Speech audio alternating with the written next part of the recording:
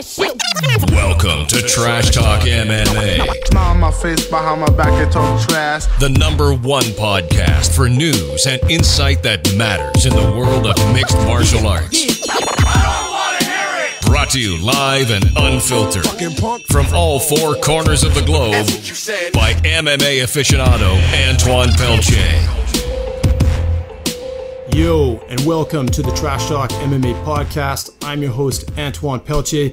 Welcome to part 2 of my interview of Managing Director of Tiger Muay Thai, Will Elliott. We're going to pick up right now where we left off at the end of episode 16. You know, in this fight camp, I've been here for a couple of years. I walk around, I see, I've seen Patrick Cote, I see James McSweeney hitting the pads up there, I see Roger Huerta training the heck out of guys.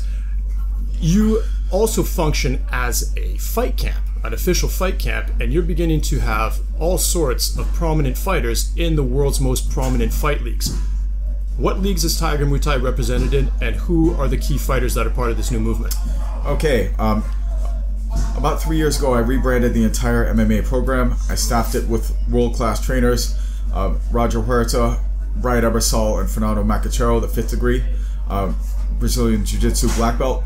So the idea was to make a world-class coaching staff, which we did. Excellent. Now, on top of having, top caliber training from Roger Huerta or Brian Ebersol, these guys are still competing in the world's best organizations. Yes, that is correct. Brian Ebersol is no longer here. He was with us for 2 years, okay, but we're still friends with him, and he will come over periodically for a seminar. But Roger Huerta is currently contracted to the 1FC, as is James McSweeney, and we have a lot of fighters, in-house fighter. We have our fight team that lives here and is based in Phuket, 9 to 10 months out of the year. Then we have the guys that also pass through right before a fight. So right now we have fighters in 1FC, in UFC, Legacy, which is a US-based mixed martial arts promotion, Valentina Shevchenko. Rankings came out. She just made top 10 Fantastic. In the world. Okay. She's a 16-time world Muay Thai champion with mixed martial arts experience as well. Which active UFC fighters are part of the Tiger Muay Thai family? Okay, right now, Maribek Taisumov, Zubaira Tukagov, and we have Nick Hein at the moment. He's a German UFC fighter that's doing his fight camp out here at the moment. Yeah, so we have 3 UFC fighters on our roster, and we have a bunch of guys that are right on the brink. We've got a guy, Bruno Robusto, is fighting for the Road FC title. He's 7-1 in mixed martial arts, and he's got about 30 Thai boxing fights. He's a dangerous guy. Keep your eye on him. We've got Shea Walsh. I believe he's 13-3 and fighting in Bama. Okay. Right. We have Alex Volkanovski. Yep. Fighting in Australia and in PXC. He's 9-1. Fantastic. Okay, we've got another guy, George Hickman, that's 7-2. I mean, I've heard awesome stuff about Right. Shea and Alex. I'm going to try to get them on the show later this week. Right. And I know, speaking to Sam Baston, he's got nothing but praise for these guys, and that it sounds like they're poised to do some great things, as I'm sure you're aware of. We've got Tariq Sullivan, who's representing us in Desert Force quite well. He'll be fighting for the title. So Bruno Robusto is fighting for the Road FC title, and he's 7-1 pro MMA. Alex Volkanovski, fighting for PXC, he's 9-1. I mean, these are real good records that are getting close to UFC status there. Yeah. Then we've got Valentina Shevchenko. She just won an MMA fight 2 days ago. Puts her Sherdog up to 4-1, but she's really 12-1. But she's been fighting for so long over in like Kazakhstan that they don't even have record. Yeah, just grimy, man. Yeah. Just grinding out fights that aren't even on the record books, right? Yeah, so we're trying to dig up. It's awesome. Yeah, if we can get that her Sherdog updated, she'll probably expect to see her in the UFC for sure. She's 16-time world Muay Thai champion. Okay, yeah, gnarly. Yeah. So you finally get guys into the UFC that are considered to be born and bred out of your camp. Right. What has that done for the exposure of Tiger Muay Thai on the international scene? Well, I think the world really took notice. Basically, after we rebranded the MMA program and staffed it with world-class trainers, we started attracting all types of high-level guys, and we had a lot of high-level training partners here at the camp as well. Talking about Zub and Marabek, they didn't have UFC contracts. Like, they got UFC contracts. They were training here and kicking ass, in M1 and fight nights in Russia, and then got signed to the UFC. So, speak to that. Did the UFC scout you guys out and want part of your guys? Did you guys make the initiative towards the UFC? How did that relationship come about between Tiger Muay Thai and the UFC? Okay. It didn't land in our laps, we'll put it that way. In life, you have to be proactive. You can't sit around and wait for opportunity, you have to make it. So, Roger Huerta felt that these guys were UFC caliber, so he put them across to the UFC, their profile. And obviously, the UFC is the UFC. They're not gonna sign someone they think is unqualified. So they agreed with Roger, and they signed them. Now I think Marabek's 3-1 in the UFC, and I think him and Zub, they're both coming off first round knockouts. Yep. Yeah, so they've had real success. We have another guy named Arby. He has so many fights in Russia that just... I think he's on like a 6-fight win streak or something. We expect him to get signed to the UFC. Yeah, there's a tremendous presence of Russians on this strip and in the facility. I mean, what's that? That must be a unique part of your business. You know, I think it's not often evident for Russians to travel to many parts of the world just due to the sort of the volatile nature of their passports. But Thailand is a place that they can freely come and travel to and train. Right. Well, of course, I launched a Russian marketing initiative a long time ago, like probably almost 2 years ago. We started doing social media marketing in the Russian language, and then our first breakthrough was with, I think, Marabek Taisumov, because he came over here. Through a connection we had with MMA Vienna. So, a longtime guest, Lucas Storfa, he was saying, "Hey, I've got these really tough MMA guys. I think they should come over here." And I'm like, "Where are you from?" He's like, "Oh, Vienna." And I was like, "You mean Austria?" And I just I didn't think that there would be... How's that part of the scene, right? Right. But outside of Chechnya, Vienna or Austria has the largest amount of Chechen refugees population, right? Really? Okay, I didn't know that. Yeah, when they fled war-torn Chechnya. Okay. Right, so he had these really tough Chechens. They came over here and they fell in with Roger. And they got on really well with Roger. And then... Interesting. The tipping point in Russia for us was we had a gentleman here named Omari. He was making his UFC debut in Brazil against... He was a huge underdog. And he ended up getting knockout of the night. Surprised everyone, right? And he did his pre-fight camp here. And then Marabek and Zub were both signed to the UFC and then successful in their debuts. And all that happened in a short period of time. So there was kind of a mysticism surrounding Tiger Muay Thai in Russia, and everyone thought they had to come, and they did. They came in droves. Fantastic.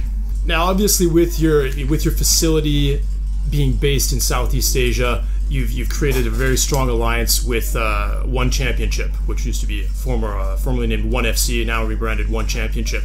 Speak on that relationship a little bit. Okay.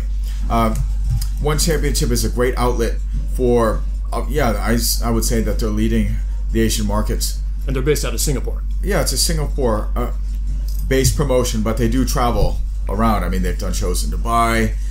They're getting very busy with China. Yeah, I saw they just announced 3 big shows for China in the near future. So they're definitely the industry leaders in this area. So that's a great outlet for Asian fighters. And you guys have some prominent fighters. So James McSweeney is fighting in One FC, and Roger Huerta is currently fighting there. Do you guys have anyone else? No, not in-house guys, but we have a ton of guys that are contracted to the One FC that stop by. So, prior to their camp. Okay, so they come in here for a tune-up. Yeah, we have a real good relationship with them. We do a lot of fighter development stuff with them as well. Okay. So when you speak about fighter development, explain that. What's your concept of fighter development, and how is that implemented at Tiger Muay Thai within the facility and in other places? Okay, I think that our goal is aligned with One Championship in a lot of ways. Now, I think it's safe to say that Asia isn't really up to Western standards in terms of mixed martial arts. yet, in terms of wrestling, in terms of Brazilian Jiu-Jitsu. But so do you actually mean in terms of the quality of the fighters themselves, or do you mean in terms of public perception and in terms mainstream of integration? Honing their skill set and bringing it up to world-class standards. Now, I think that all the right ingredients are there. Okay, so Asian people, they're born fighters. I mean, they're, whether it be Kung Fu or Muay Thai, and so they have lots of heart, right? But the Brazilian Jiu-Jitsu and the MMA, it's just newer here. It's newer. The wrestling, the weight cutting, right? Those are all very foreign concepts. Right. So fighter development, we're trying to help get Asia or Southeast Asia up to like Brazil and US and European standards. And I think that can easily be done because the fighters have a lot of heart and talent. Like the Cambodian fighters are very, very good with their striking. They're tough as nails. Okay. The Thai fighters have an incredible amount of striking experience, but very limited wrestling and jiu-jitsu. So we're trying to round that out. We're working. So how does that actually occur? When you say Tiger Muay Thai does fighter development, what are the steps? Okay. I will cite very specific examples. Yeah, that'd be great. Okay. So we've been working with MIMA, which stands for Malaysian Invasion Mixed Martial Arts. Okay. Now, they launched an amateur tournament in Malaysia to find the top amateur talent in the entire country, right? And they're going into season 3. And we've been working with them and sponsoring them on some level since the very beginning. So is this a Malaysian Ultimate Fighter type? Yeah, it kind of is. Type program? No one in Malaysia knew what mixed martial arts was till Mima started throwing cage fights in super malls.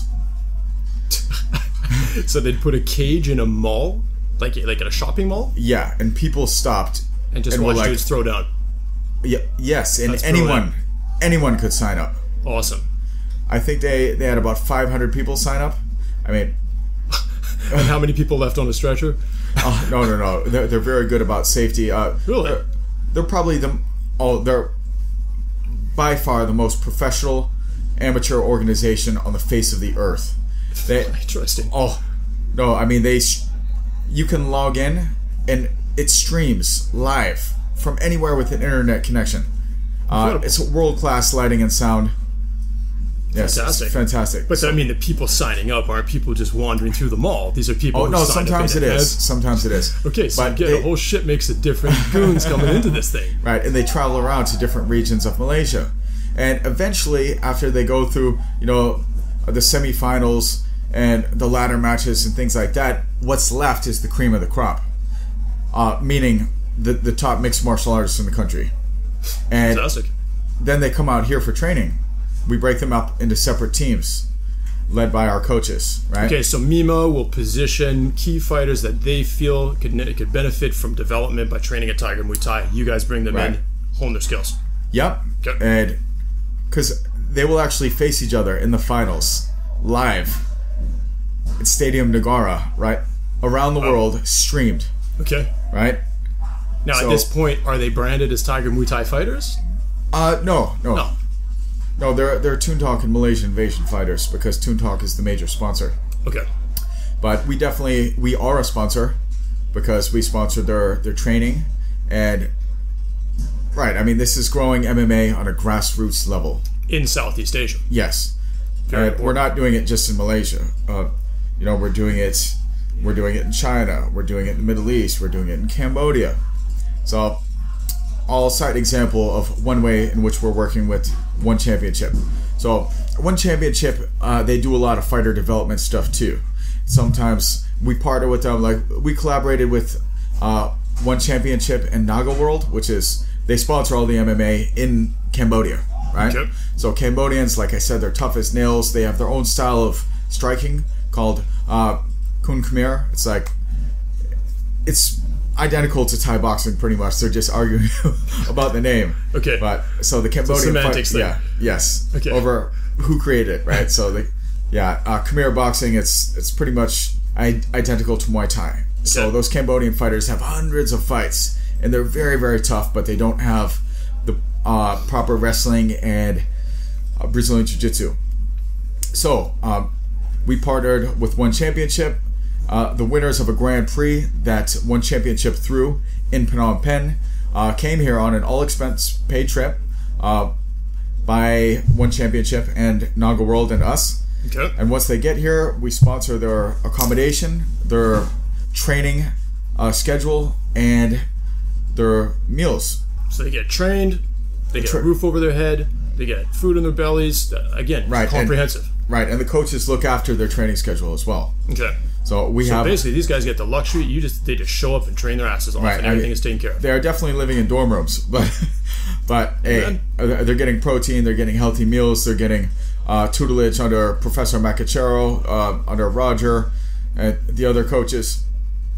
We have Chan Rathana here right now, and he's going to be making his pro One Championship debut March 13th in Kuala Lumpur in One Championship. And right now, he is showing up twice a day, doing whatever the coaches ask. He's training a lot of wrestling. He's training a lot of MMA, a lot of BJJ. Yeah, so this is taking a guy. Yeah. We are turning him into turn him into a professional mixed martial artist, fighter. and he's making his pro debut on March 13th. So that's fighter development. Very cool. Talking a little bit more about fighter development, we partnered with Kunlun. I don't know if you're familiar with them. Kunlun is probably the most active organization in China. They put on multiple shows per month. They're not only in China, but they're a Chinese-based promotion. So we have a fighter development program with them as well. They send their top talent over for training. So basically, the top MMA talent in China, we are their official destination in Thailand, which they come for Thai boxing and MMA training. So they send guys through all the time. We look after their Muay Thai, their BJJ, their wrestling, their MMA. Yeah, we've had a great time with that. And that, again, was a marketing initiative that I launched. That's a social media and video marketing campaign in Mandarin. Wow. So I mean, you got a lot of different ingredients in the mix here. You guys are just involved in such a multifaceted way with Muay Thai, with MMA, with these individual martial arts. I mean, there's really nothing that somebody could need for that they can't find at Tiger Muay Thai. Right, and we also happen to be in paradise, so that helps. Yeah, I can attest to. It's very nice to wake up every day to 30 degrees sunny weather, and things are very, very cheap in comparison to Western countries. Yeah. So we have some similar things going on in the Middle East. We're starting to work with Desert Force as well. So those guys, they have market share in the Middle East, I would say. Desert Force is a leading MMA organization in the Middle East? Yes, there are others, but they pretty much have a chokehold on the industry. Okay. Right? Yeah, so those guys, I have a lot of respect for those guys. It's three gentlemen that started doing MMA before anyone knew what MMA was, and now they have a deal with NBC, which is awesome. Right. So I mean, listen, we touched on this earlier. You know, it's the early bird gets the worm, right? These guys, guys like yourself, you've hustled to get where you're at. These guys have hustled, been involved with the sport for ages, and it's bearing fruit. Oh, my hats are really off to those guys because due to the climate over there, MMA was not well received. Can imagine. And now they have a reality TV show on NBC, and that's another fighter development thing that we're doing. We sponsored a couple of the winners to come out here for training, accommodation, and round out their skill set. Obviously, those guys, they're winning in Desert Force, have skills already, but they come over here to work on their Muay Thai, to work on their mixed martial arts, to just to improve. Very cool. So we have some exciting things coming down the pipeline involving the Middle East, but I can't really talk too much about that now. All right. Well, what I do want you to open up about is another, sort of high-profile aspect of your camp is that while visiting and training at Tiger Muay Thai, not only can you see a lot of high-profile trainers and current fighters, you also bring in a lot of interesting guests to conduct seminars. Who have you had come through here, and what's on your slate for 2015 in terms of guests coming in here to speak and train people on a one-off basis? Okay, the list of people that we've had here is so long. I'll just rifle off a few names. Yeah, I can see you looking around your office here. No, I'm looking at there's posters of all of these Right. legends that have come through here. I have more posters than I have space on the wall. But the first UFC fighter that ever came here was my man Elvis Sinisek. Yep. Right? Phil Baroni, Dave Monet, Phil Baroni, Kat Zingano, Kyle Kingsbury, Giuliano Prado, Brian Ebersol, Hoist Gracie twice, Dong Young Kim, Eddie Bravo, Murillo Bustamante, Roger Huerta, George St. Pierre. I mean, the list goes on and on and on and on. I think you had recently Cyril DiBiase. Oh yeah, he was the last person to give a seminar. Right, he's a very decorated striker, Cyril the Snake Diabate. So that's the second seminar that he's given out here.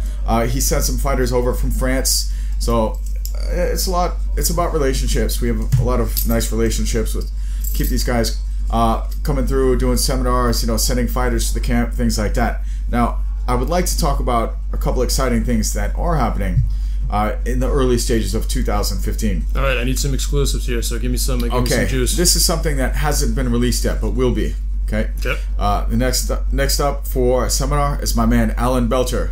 Now, this guy really, really uses his Muay Thai and MMA quite effectively. Yeah. So the talent. Not only love Belcher. Yeah, Alan Belcher, my man. Also, he's when can we expect to see Belcher come through? Oh, he's going to come through here for I think about 3 weeks, March 30th. Right. All right. He's going to be here all the way till April 23rd. He will be giving a seminar. He's coming over with 20 people. Wow. In addition, him and I will be talking a lot about social media and web strategy as well. Okay. I think I don't know if people realize how intelligent and how good at marketing Alan Belcher is. He's fantastic. Excellent. Right, so I'd love to speak with him too. Hopefully we can line something up. Maybe get both of you in here and speak about how you got him out here and what his objectives are here, and give him a little promotional boost. Yeah, I met Alan in Dubai.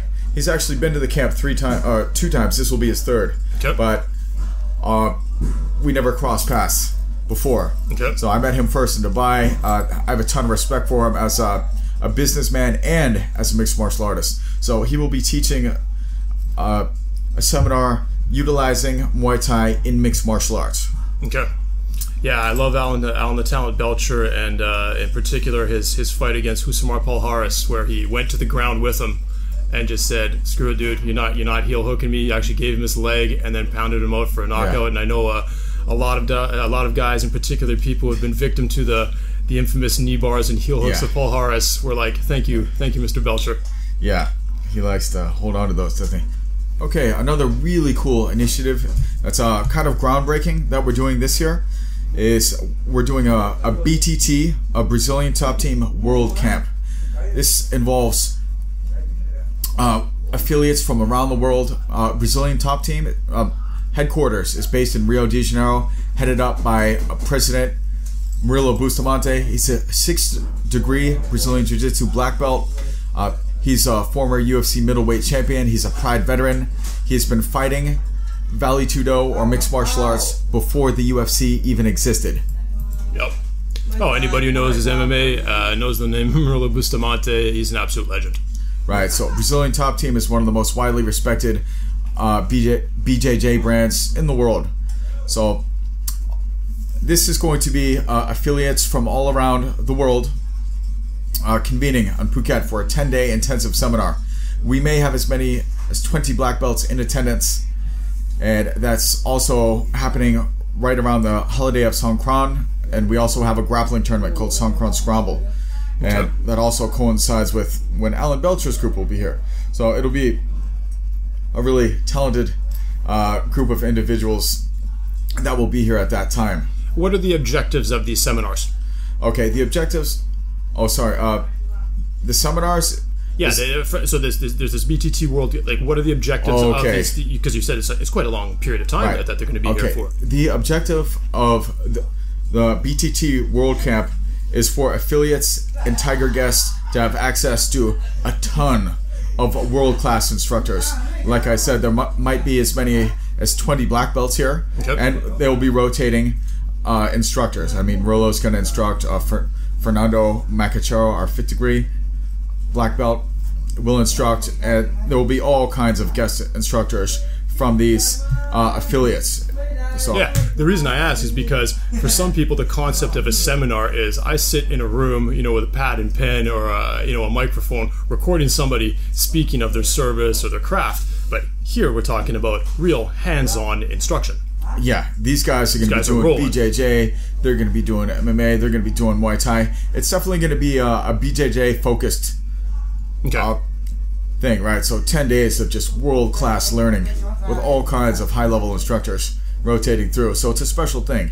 So it seems like you're going to transition from the presence of Alan Belcher here to the Brazilian top team turnout, and that those two, that's going to get things fired up starting at the end of the month and lead clean through into Songkran, which, if anybody doesn't know, that's the Thai New Year celebration. Probably the best time of the year to be here. Yeah, it's a lot of fun. It's a nationwide water fight, which is a lot more fun than it sounds. It's a celebration. The entire country shuts down just to have a good time and just celebrate, and we're gonna have a grappling tournament.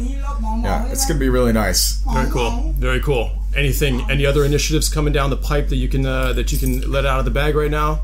Well, there's things coming down the pipeline, but not that I can let out of the bag. All right. I want to make sure that for as long as I'm here, that I'm helping you break the news on these things. Let's get the word out and get as many people coming out here to attend these pretty spectacular events that you guys are hosting. Cool. That brings us to the conclusion of part 2 of the Trash Talk MMA podcast interview with Managing Director Will Elliott of Tiger Muay Thai. Join us tomorrow for part 3. We'll pick up where we left off. Peace. Thanks for listening to the Trash Talk MMA podcast. Be sure to visit trashtalkmma.com. On my face, behind my back, they talk trash. And don't forget to follow Antoine on Twitter at Trash Talk MMA. Let us know you're listening. Use hashtag Trash Talk MMA.